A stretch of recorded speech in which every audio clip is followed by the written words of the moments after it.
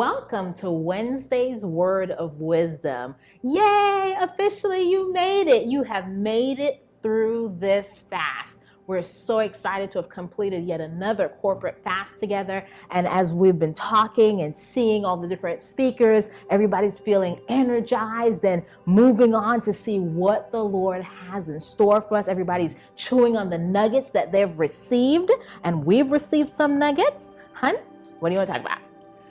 Well, like we've been talking about throughout, and several of the people who did the prayer call mentioned this as well. The fast is done.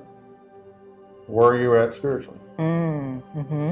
What are you going to do differently, or what have you done differently? Yeah. And the question right here, have you gone back to what it used to be? Mm-hmm. Wow, yes. So we were just kind of tossing around the idea, where are you now? Where are you now? And we're just wondering, where are you spiritually? Have you taken your spiritual temperature? Have you checked up on yourself? Are you planning on defaulting back to your normal routine, your normal self, right? A lot of the theme throughout was that pushing forward, that prioritizing God. For 21 days, we made the Lord our priority. Food was a secondary, right? And we were making the Lord our priority. Now that it's a few days afterwards, have you gone back to, oh my goodness, I can't wait to eat this, or I've been eating this now? And where's your priority for the Lord now? I think like every day we ought to be doing a checkup, right? Am I just as hungry for the Lord as I was in those first 21 days? And unfortunately, we don't have a physical thermometer to test our spiritual life, but it's very easy. Mm-hmm. Are you spending the same amount of time you were with Jesus as you were in the fast? Yes. Were you praying as much? Were you reading your Bible? I mean, because we live busy lives. Yes. I mean, that's a given. Mm-hmm. But if you found time during the fast, why can't we now? That's right. Absolutely. I think about, you and I have talked about this before, when we go to camp or a retreat or, someplace where we have been immersed in the presence of the Lord, right? And, we've been shut off from the other things, and we come back and we're feeling energized and refreshed. And then over time, it starts to slow down and dwindle, and, we go back into the routine. We go back into what it was before. And then how do we keep that going? How do we keep that, for lack of a better word, that high, that spiritual high still going day to day, every day? It all comes down to one word, and this is actually my word for the year: intentionality. Yes. That is what it comes down to. Mm-hmm. We all can be intentional about eating our food at a certain time. We can all be intentional about going to work. Mm-hmm.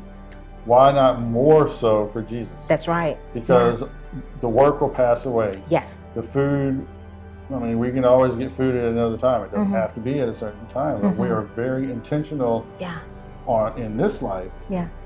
Why can't we be intentional about the things of God? Absolutely, yes. I love that. That intentionality is like that intentionality tends to just slowly be sifted away, right? And I think that's just really a tactic of the enemy. Mm-hmm. The enemy just wants us to get comfortable, to get complacent. Because when you're on fire for the Lord, when you're spending time in His presence and gleaning what He has, you impact not only your life, your family's life, but others around. And He doesn't want that for us. So He tries to sift away our intentionality. He tries to sift that with complacency. So absolutely, I think that's where we need to be. Continue that fervency, as you spoke about, that resolve to keep pushing through for the rest of the year. Yeah, we all have something that we know we can kind of do less of. Yeah. Mm-hmm. Something we've realized is how much time we actually sit in front of the TV. Oh yeah. You really don't really catch that until you are intentional. Yes. About seeking God. Mm-hmm. So is there something in your life that you really don't need to be doing? Yeah. I mean, I can think of a couple, maybe. Yeah. But it's being intentional about thinking of those things and then filling that void, filling that hole with Jesus Christ. That's so true. As you mentioned that, during the fast, we decided that we were going to watch less TV. And there are times where we're like, well, what are we doing now? Right? But we cultivated that time to read more, to pray more, to talk more, to sit and have these discussions that we have here with you, and in front of our audience, we have at home, right? So we discuss more. So let's be intentional. Let's look for ways. Let's look for times, things that we can cut out and put the Lord center and central focus. Until next time, God bless you. Bye-bye.